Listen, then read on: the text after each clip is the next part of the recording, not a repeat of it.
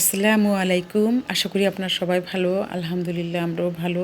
নতুন একটি ব্লগ নিয়ে আপনাদের কাছে আবার চলে আসলাম। তো ভাবতেছি আজকে বৃষ্টির দুপুরে খিচুড়ি রান্না করব। তো এখানে খিচুড়ির জন্য আমি মুসুরির ডাল আর ভাতের চাল নিয়ে ভালোভাবে ধুয়ে নিয়েছি। তো এখানে হলুদের গুঁড়া, মরিচের গুঁড়া, ধনিয়ার গুঁড়া, জিরার গুঁড়া সব মশলা দিয়ে লবণ দিয়ে পেঁয়াজ দিয়ে দিলাম। এখন পরিমাণ মতো তেল দিয়ে দিব। তো হাত দিয়ে ভালোভাবে মাখিয়ে নিব একসাথে সবগুলোকে। তো এখানে আদা রসুনও দিয়ে দিলাম। এখন পরিমাণ মতো পানি দিব।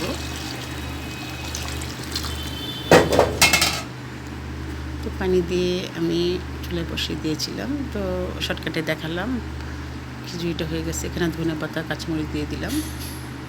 তো একটু ভালোভাবে নেড়ে দিব। তো নেড়ে চুলার আঁচটা কমিয়ে ঢেকে দিব। তো এখানে খিচুড়ি দিয়ে খাওয়ার জন্য পটল ভাজবো, বেগুন ভাজবো, মিষ্টি কুমড়ো, কাঁকরোল। তো আগে বেগুনটা ভেজে নেব, তারপরে কাঁকরোল আর পটল ভাজবো। তো মিষ্টি কুমড়ো ভাজা হয়ে গেছে এর মধ্যে। তারপর মুরগির মাংসটা রান্না করব। যেহেতু আমার ছেলে মেয়ে কাঁকরোল বা ভাজা টাজা একটু কম খাবে, এই জন্য ওদের জন্য মুরগির মাংস নিয়েছি। তো এখানে সব মশলা দিয়ে তেলের মধ্যে, পেঁয়াজের মধ্যে আমি কষিয়ে নিলাম। এখন মুরগির মাংসগুলো দিয়ে দিব। মাংসগুলোকে ভালোভাবে কষিয়ে নেব। যেহেতু এটা দেশি মুরগি, তো ফার্মের মুরগি হলে আমি ভেজে নেই।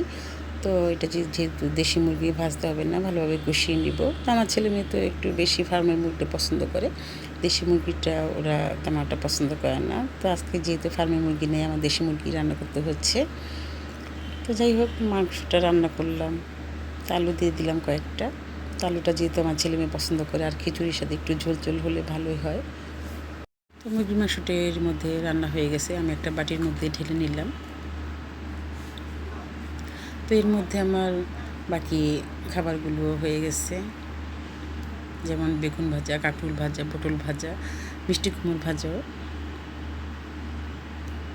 তো এই হলো আমাদের আজকে দুপুরের খাবার। আলহামদুলিল্লাহ আমি একটু সালাদও কেটে নিয়েছি।